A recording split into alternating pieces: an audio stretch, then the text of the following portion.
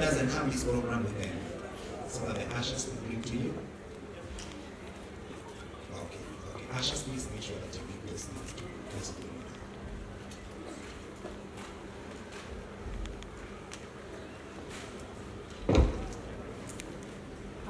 Good morning, ladies and gentlemen.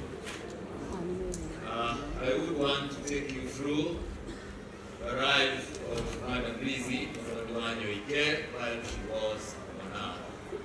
My name is Alan. We are going to read this Eulogy in English, and on the last pages, those who may not understand this language, you can follow through and understand. Eulogy of Lizzie Wanyoike, early life. Our matriarch, mentor, role model, mother, grandmother, rose from humble beginnings. She was born at Atigete village, location 15, Muranga district on the 5th November 1951. She was the sixth born of the late Peterson Kariuki and the late Naomi Wangeshi. Surrounded by the love and support of her brothers and sisters, John Gadage, the late Udias Wangari, and the late Tricia Joki, Jones Joroge, Uria Wambui, David Mugabi, Samuel Maige, Lecho Wagikuyu, and Joseph Kiragu. Lizzie came from a very ordinary family, growing up in a rural setting, enjoying the blood and bond of all manner of characters from her mother's breast womb. As it was during those days, Lizzie grew up helping her parents attend to their farm and also helping her mother in house chores. She was focused, resilient, hardworking, and committed child, traits that defined her throughout her adult life. She was not, however, without mischief. She could at times claim credit, even in tasks that she did not accomplish personally. Being a sick born, she was pampered by her elder siblings who could assist her on some of the tasks given. While at school, she picked up the habit of sucking her thumb, which was condemned her teachers, but in vain. She always claimed that they gave her solace, especially in a maths class, which she passionately disliked. Education. Lizzie's education journey began at Atigete Primary School, where she laid a foundation for a lifetime of learning. She sat for her common entrance examinations 3 years later and progressed to Kiabugi Intermediate, where she sat for the Kenya African Preliminary Examinations (KAPE) and passed. Lizzie later joined Kuria Girls up to Form 4.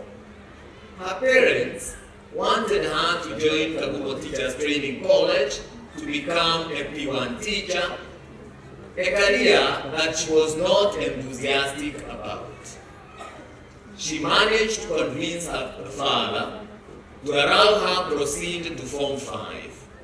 Her wish was granted, and she later joined Nakuru High School for Form 5 and 6. While in Form 6, a team of well-wishers from Britain visited their school, scouting for students interested in pursuing further studies in the field of business and secretarial studies, with the aim of becoming high school teachers. She was amongst the students who were selected to join Kenyatta College, present-day Kenyatta University, to pursue a diploma in teacher education with a bias in secretarial studies. Ironically, during her entire education, she had a dislike for mathematics subjects. Interestingly, this dislike did not prohibit her from becoming one of the greatest entrepreneurs of our time. Marriage and family life. Lizzie met the love of her life while she was in her last year in Kenyatta College. As it was during those days, girls were extremely cautious about relationships, knowing very well the consequences should this information reach their parents. This was not exceptional to Lizzie. Her friendship with her soulmate blossomed, and in 1972, she got married to her sweetheart, Josephat Wanyoike. Together, they were blessed with 3 children, Anthony, Stella, Wanjiro, and Eric Karioki. Lizzie was mother-in-law to Anne, Wanjiro, David, and Peter Getalo, adopting grandmother to Ayana Wanjiro, Shayana Modoni, Ethan Goro, Jonathan Gige, Sidney Goro, Shasha Kerich, Jay Goro, Shimio Modoni, Rizzi Modoni Karioki, Ian, Philip Degwa, and Lizzie Modoni Wanyoike. Together with her late husband, Lizzie ensured that all her children accessed quality education and were lucky to never miss any privileges about their learning. She was keen to help them appreciate the importance of education, and her presence was felt throughout their academic journey. Lizzie brought up her children doubling as a career woman and a mother. She was a strict disciplinarian. She was actively present in the lives of her children as they grew up. She was dropping and picking them from school, helping them with their homework, and also instilling values of responsibility in them. She mentored her children to become individuals of value and substance in the society, and also appreciate those who were less fortunate. Since her husband was a corporate titan, she spent most of her time with the kids, running errands together, going to church and holidays and road trips with her children in her black periods. Occasionally, Lizzie has talked about how she managed sibling rivalry amongst her children. She could talk about how the firstborn son, Wanyoike, was not happy when she got him other siblings. Her children describe her mother as loving, caring, compassionate, understanding, supportive, nurturing, and forgiving. She reprimanded where necessary and rewarded where deserved. Whenever you found Lizzie seated with her children, you could not help but notice a very strong bond they had created together. She had a tightly knitted family and was free with her children. None of the children would have a reason to hide anything from her. Although Lizzie was financially endowed, at no one time did she spoil her children by making them feel entitled for what she owned. She instilled the spirit of hard work in all her children. She had a big heart and welcomed all sundry to her home. She welcomed her younger sister, Rachel Karibi, and brought her up as her own daughter. She also welcomed her niece, Penina Ogura, with open arms to her home and nurtured her. It was difficult for one to notice that these were not her own biological children. In Lizzie's marriage, the world opened its doors and windows wide open for her. In her first year of marriage, she went shopping in London and also traveled all over Europe and eventually to the US. Lizzie loved traveling outside the country with her favorite destination in Switzerland. While in the country, she would take several road trips and from Mombasa and to and from Mombasa with her loving husband and children. Although Lizzie had a very busy schedule, she always created time once a year to take a vacation. Lizzie had the finest taste of country music and slow jam. Career. Lizzie had an industrious career in the education sector, full of life, fun, and excitement. After graduating from Kenyatta College, present-day Kenyatta University, Lizzie started her job as a teacher at State House Girls High School. She taught for a year before resigning to take care of her children. When her children attained school age, her desire to embark on her career path as a tertiary institution trainer was reignited. She got a job in Temple College as a secretarial studies trainer. The owner, Mrs. Willis, an elderly white woman who was soon to retire, was the proprietor of the college. Lizzie became one of her most loyal and dedicated lecturers, and as a reward, she was promoted to the position of deputy principal. After 5 years of active service, it was apparent that she had settled to Lizzie to become the institution's principal. Mrs. Willis eventually approached Lizzie and asked whether she was in a position to buy off the institution. Lizzie was excited about that proposal and she approached her husband. The purchase and transfer was effected. Mrs. Willis left for the country and Lizzie took over as the principal and director of the college. Under the leadership of Lizzie, Temple College grew twofold. 99% of the students were from Uganda, Tanzania, Sudan, and few from Kenya. The collapse of the East African community in 1977 came with very serious ramifications to the existence of Temple College. The countries that were enrolling majority of the learners withdrew their students, and the risk of survival was now squarely on Lizzie's shoulders. She had to be creative to remain afloat. Lizzie had to think fast if she wants to make the college thrive again. She could not live with the reality of laying off her members of staff and shutting down the college. Lizzie casted her net into the local waters to get students. She thought of a promotion drive that took the market by storm.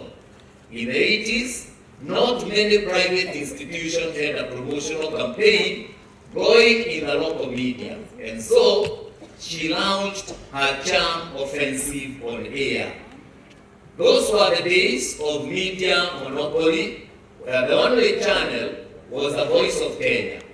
That was later to become a Kenya Broadcasting Corporation, KBC. The media houses were also not used to hosting local entrepreneurs to campaign for the national economy, and therefore they embraced Lizzie with both arms as they gave her free invitation to its Swahili, English, and Gikuyu service station. Those who were born then remember that the only Kikuyu broadcast service aired its programs for a few hours in a day. Those are the days when the late guy Ngumo and others were the station's reps who hosted guests, and their popularity with the masses then worked well for her promotion agenda. At the English service, Lizzie worked with Sarah Kihara and Simon Gigi as her hosts, and by the grace of God, she created an impact in the local market. Temple College underwent a rebirth that made it popular and most sought after privately owned secretarial college. It was the best performing college in Pitman's and City and Guilds exams. Graduates from the college were highly sought by both public and private organizations. Apart from just getting the skills, the students were molded into respectful and responsible individuals. At Temple College, Lizzie invented a work plan that would endear her to parents who had placed their children under her training care. Training institutions back then were not known for discipline. Lizzie devised a clarion call for hard work, discipline, and excellence as core values to Temple College. She established a rapport with her students where she aspired to have a face-to-face engagement with them as many times as possible and inspiring them. At that time, Lizzie was a very young mother, scaling the heights in an era where it was fashionable to associate women with household chores, cooking, cleaning, and just being a wife. Lizzie was raring to go. In line with the then emerging market trends, Lizzie felt the urge to diversify other academic programs, IT, business, accountancy. By the very nature of business partnerships, decision-making at times take longer. Lizzie felt the time was right for her to independently pursue her dreams. She had garnered adequate experience and exposure to navigate the academic sector. As a philosopher says, the future belongs to those who believe in the beauty of their dreams. Lizzie set up a small team of confidants led by James Mwangi of Equity Bank, then Equity Building Society, to brainstorm on the new venture which gave birth to Nairobi Institute of Business Studies. In her element of resilience and determination, Lizzie rented out a room in Pioneer House along Moi Avenue, which was to be the home of the new baby, Nairobi Institute of Business Studies. The space was small, and in overcoming this, upon realizing that the floor had a double volume, she looked for architects and engineers to introduce a floor within a floor, in a bid to double up the space and address the spacing challenge. Within 2 years, NIBS had become a household name with an exponential growth in student population, which led to a spillover to the corridors. She made makeshift classes along the corridors. The demand for training was huge, to the point that learners would opt to defer enrolling from an already full intake to the subsequent intakes, just to secure a slot as a student in Nairobi Institute of Business Studies. In 1998, after the attack on the US Embassy, which was adjacent to Cooperative Bank building along Helsinki, tenants vacated to pave way for renovation. In 2003, renovations were complete, but the tenants were reluctant to take up the space. Lizzie, with her courage and business acumen, took up 2 floors and opened up an ultra-modern campus in the year 2004. The entire building was empty and students could roam around, moving from the top to the ground floor freely. The building had ample parking, which made it easy to attract both day and evening students. Corporates would sponsor their employees to undertake various professional courses at NIBS.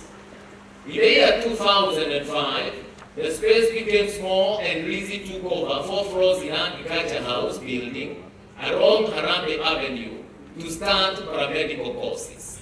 These did not augur well with the regulatory bodies, that namely Pharmacy and Poisons Board and Kenya Medical Laboratory Technician and Technologist Boards.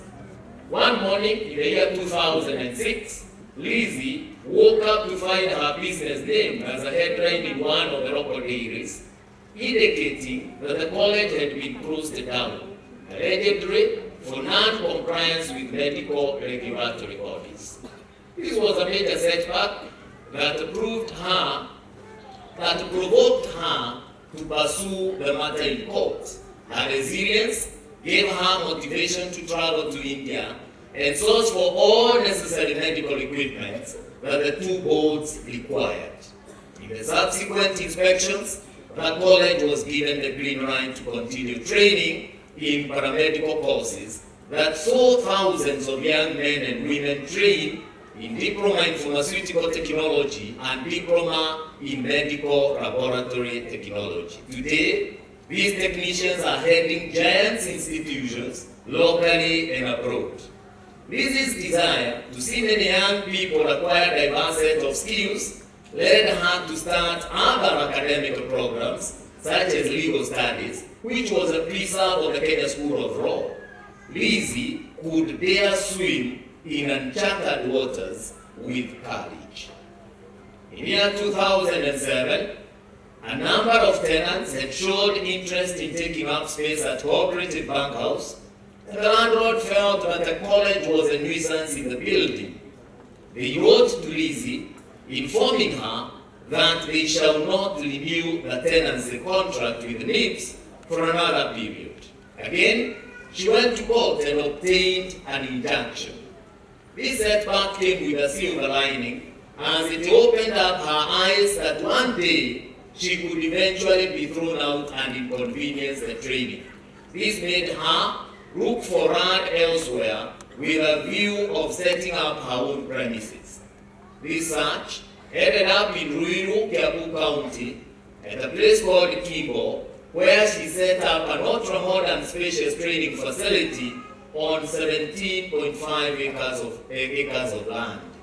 In 2009, Lizzie made up her mind to relocate NIPS from Cooperative Bank House to Ronald Gara Post Office building along Ronald Gara Street.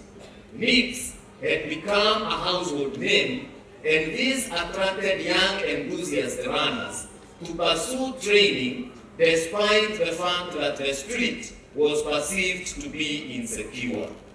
In 2010, the ultra-modern training facility built Thika Road campus was completed and was opened by the then Assistant Minister for Planning and MP for Gatanga then, Honorable Peter Kenneth. This establishment changed the entire economic landscape of Kugegania.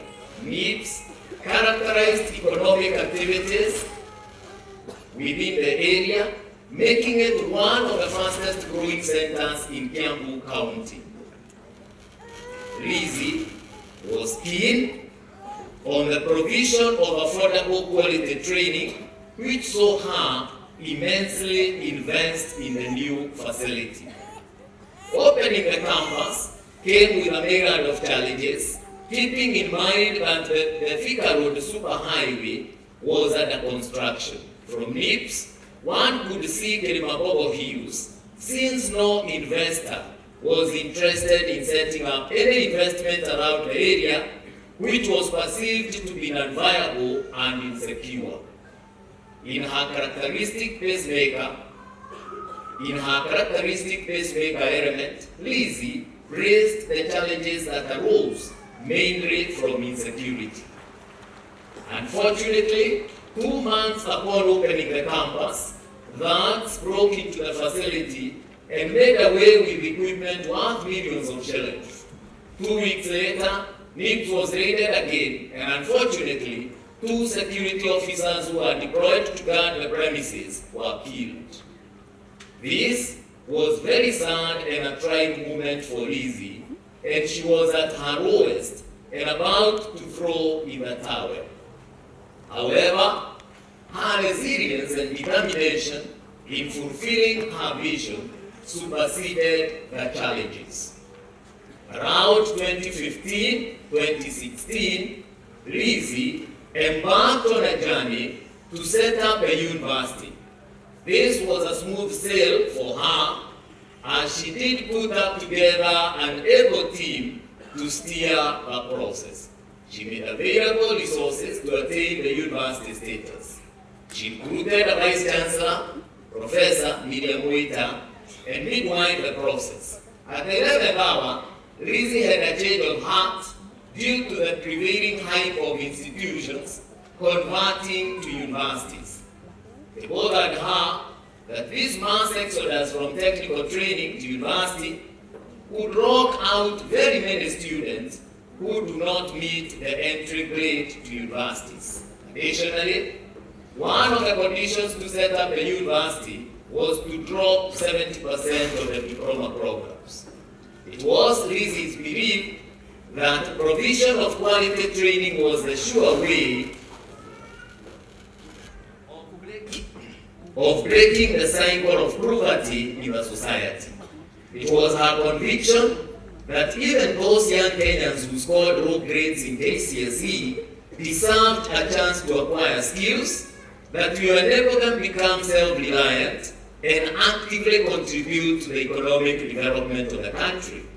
She made up her mind to disengage from the process of transforming NIPS to a university, but instead rebrand to a technical training college, despite being awarded a letter of interim authority by the Commission of University Education to offer 4 degree programs. Lizzie's transformation of leadership at the helm of NIPS saw the institution evolve from a secretarial college to become the largest private tertiary institution in Kenya, offering a variety of market-driven academic programs in various disciplines.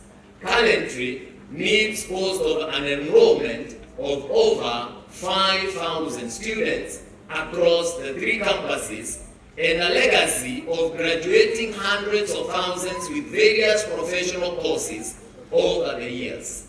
Lizzie has left behind an indelible mark in tertiary training sector. The entire journey of Lizzie and NIPS is an ending and cannot be documented in full. NIPS Guest House and the Emily Hotel. Lizzie established NIPS Guest House in 2003 as a local joint for nyama choma and drinks for the residents of Kuraiha area. This facility doubled up as a restaurant and on-job training facility for the hospitality students undertaking their training at NIPS. Unfortunately, in 2006, fire razed down the facility completely to the ground. This was a blessing in disguise for Lizzie, as she, for a very long time, had issues with her staff ranging from poor management, theft, to lack of accountability. She had grown tired of the facility. This gave her an opportunity to rebrand the facility into a foster facility. In 2015, construction of the Emily Hotel commenced in earnest. Lizzie had purposed the facility to offer commercial services and also serves as NIPS hospitality students during practical training and internship. Construction ended in 2018 and the hotel opened its doors to the public within the same year. Lizzie's desire to provide livelihood for young Kenyans has seen her employ over 70 right from childhood and give strong values and character as a base for proper upbringing of these children. She had observed that the negative behavior amongst some of the students at college level was as a result of weak upbringing at elementary level of education and at home. She identified this gap, and in January 2021, her dream was realized through establishment of the Lizzie Wanyoike Preparatory and Senior School, which is strongly grounded on values and character. Her efforts bore fruits in 2022 when 4 pupils joined various national schools across the country. In the year 2023 KCPE examinations, another set of 4 pupils joined national schools, with the first candidate joining Kenya High. It is worth noting that the confidence young parents have with Lizzie has resulted to an enrollment of over 850 runners within a record of 3 years of existence. Lizzie has left behind a legacy and an inspiration that will drive Lizzie Wanyoike Preparatory and Senior School to where she would have wanted it to be. Christian life. While her illustrious academic and industrious accomplishment may paint a picture of a singularly minded woman, Lizzie's success got its sustenance from her deep faith and lifelong belief in the Almighty God. Born in a staunch Anglican family where her father was a lay leader, Lizzie was introduced to mothers and young people. Lizzie was a living testament of the transformative power of faith across all denominations, community and social life. Lizzie was not just a person who gave, she was a beacon of generosity and compassion, a shining example of what it means to selflessly uplift others. Her philanthropic endeavors touched the lives of many, leaving an indelible mark on the hearts of those fortunate to be recipients of her kindness. One of the most remarkable aspects of Lizzie's philanthropy was its inclusive nature. She believed in reaching out to every corner of our community, ensuring that no one felt left behind. When it was providing support to families facing financial hardships, extending a helping hand to the elderly, or championing causes that aimed to empower the marginalized, Lizzie's heart knew no bounds. Her commitment to education was particularly noteworthy. Lizzie recognized the transformative power of knowledge and was a passionate advocate for making education accessible and affordable to all. Countless students have benefited from her scholarship, each being a testament of her belief in the potential of young minds. The results of this initiative motivated her to write her first book entitled Empowering the Youth Through Training. During her interactions with members of the community, Lizzie used to come across several households with bright students who have completed their elementary education but cannot access higher education due to lack of funds. Through her personal initiative, as well as that of Lizzie Wanyoike Foundation, she managed to offer scholarship to over 300 beneficiaries. Some of these beneficiaries are still in college, while others have secured gainful employment. Lizzie's scholarship cuts across primary, secondary, and tertiary colleges to universities and was not only limited to bright-minded students. Her conviction that education would break the cycle of poverty made her offer scholarships to needy cases with exemplary raw grades. She believed that the poor performance might have been precipitated by the vicious cycle of poverty and wanted to offer these students a chance to break that cycle. Ladies and gentlemen, Lizzie was always concerned that the number of needy cases were increasing exponentially. Although bothered that she could not be in a position to assist all of them due to the limited resources at her disposal, Lizzie had faith that God would provide a way because she had the will. Lizzie's acts of kindness were not limited to education. In 2020, she did set up an ultra-modern dental unit, complete with a computerized dental chair in Ruiro Level 4 Hospital, Kiabu County, to address the gap in the hospital's ability to provide quality dental services to the public. This is recognized that the community thrives when its members support one another, and she took it upon herself to ensure that no one in Ruiru went to bed hungry. Lizzie had set up a food program in Thika Road campus, which was more than a charitable effort. It was a lifeline for families facing economic hardships, a symbol of hope for those in need. She went further and supported those who needed to get into economic ventures to sustain their livelihoods. Lizzie has supplied several motorcycles to young men to run their boda businesses, as well as opened small retail chain businesses to others so that they can have a source of livelihood.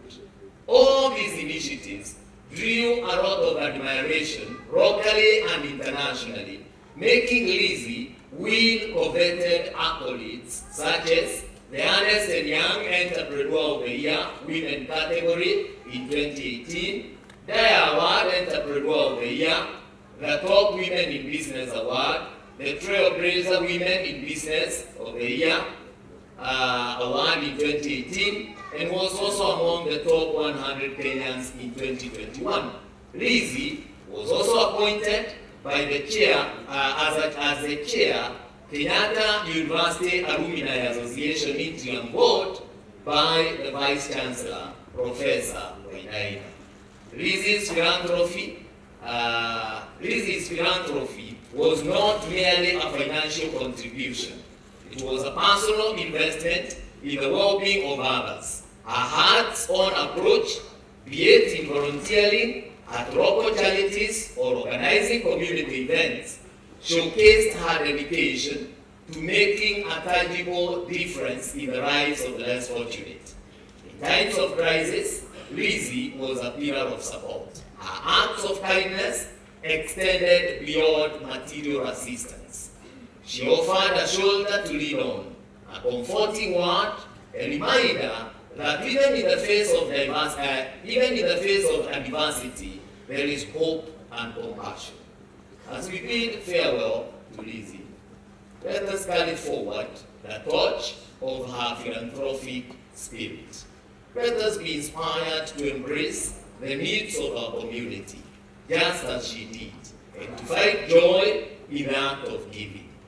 May her legacy of philanthropy live on in the countless lives she touched. And may we be motivated by her example to create a world where kindness knows no boundaries. Parting is such a sweet sorrow. Lizzie had enjoyed a lifetime of good health until 2018, when she started developing acid reflux symptoms.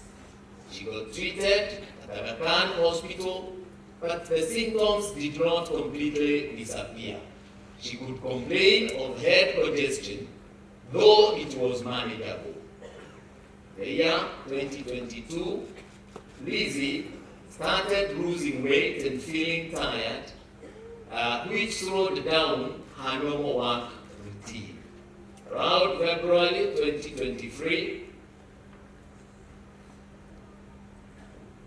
she was diagnosed with cancer, which was at an advanced stage. She went to India for treatment, and after her chemotherapy, she bounced back to life and even managed to grace NIP's 14th graduation in October 2020.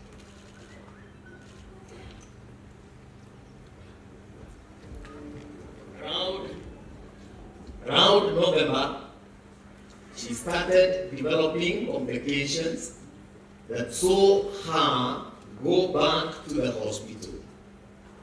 Early January 2024, she started vomiting and developed difficulties in walking and was admitted in Aga Khan Hospital. She was later discharged and went back home, where she was observed under nurse care from Aga Khan. On the fateful morning of Sunday 14th, the nurse called her family at home where she was recovering and informed them that Lizzie's organs were failing, and at around 12:30 noon, Lizzie took her last breath, surrounded by family members. As we celebrate the life of an exemplary lady whose humility would not have permitted her to see or refer to herself that way, we pay growing tribute to a life of love, service, and dedication to the less fortunate. Fare thee well, Mom. Treasured Shosho, sweet sister, cherished auntie, beloved friend, and an honored colleague, you have been truly strong to serve. God be the glory.